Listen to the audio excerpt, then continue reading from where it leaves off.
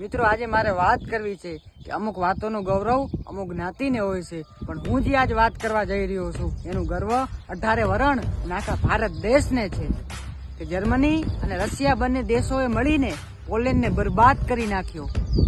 લાખો લોકોએ પોતાના જીવ ગુમાવ્યા.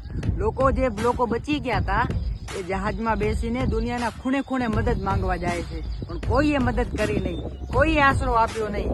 પછી જહાજ મુંબઈ બંદર ઉપર પહોંચે છે. ત્યાં બ્રિટિશ શાસન હતું, એ અંગ્રેજોએ પણ ના પાડી દીધી. પછી જામનગર આવ્યા અને જામનગરના રાજા જામ દિગ્વિજયસિંહ જાડેજાને ખબર પડી કે 200 પરિવાર છે અને કેટલાય દિવસથી ખાધું નથી, બાળકો બીમાર છે અને મોટી ઉંમરના પણ બીમાર છે. પછી જેટલા જહાજમાં હતા એ બધાને જામનગરમાં રોક્યા, 18 વર્ષ સુધી જામનગરમાં રાખ્યા અને 18 વર્ષ સુધી જે બાળકો હતા એમને શિક્ષણ આપ્યું અને જે યુવાન હતા એમને રોજગારી આપ્યો. અને પછી જ્યારે પોલેન્ડમાં બધું શાંત થઈ ગયું, ત્યારે બધી સ્થિતિ શાંત થઈ ગઈ, પછી આ 200 પરિવારને શોધી રહ્યા હતા અને એમને ખબર પડી કે આપણા 200 પરિવારો એ ભારત દેશમાં ગુજરાતમાં જામનગરના રાજા દિગ્વિજયસિંહ જાડેજા પાસે સુરક્ષિત છે.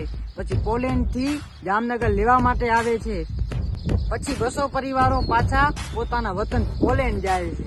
અને સાહેબ, મહત્વની વાત તો એ છે કે 200 પરિવારોમાંથી એક આદમી પોલેન્ડનો રાષ્ટ્રપતિ બને છે.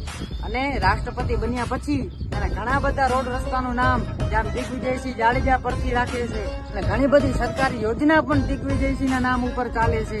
અને સાહેબ, ખાસ વાત તો એ છે કે પોલેન્ડના સર્કલ ઉપર દિગ્વિજયસિંહ જાડેજાની બહુ મોટી પ્રતિમા, સ્ટેચ્યુ પણ રાખ્યું છે અને ત્યાંના સંસદ ભવનમાં પણ એક મોટો ફોટો લગાવવામાં આવ્યો છે. અને પોલેન્ડમાં જે પણ સાંસદ બને છે તે જામ દિગ્વિજયસિંહની શપથ લે છે. તો આ ગૌરવ એક વરણને નહીં પણ 18 વરણને હોવું જોઈએ.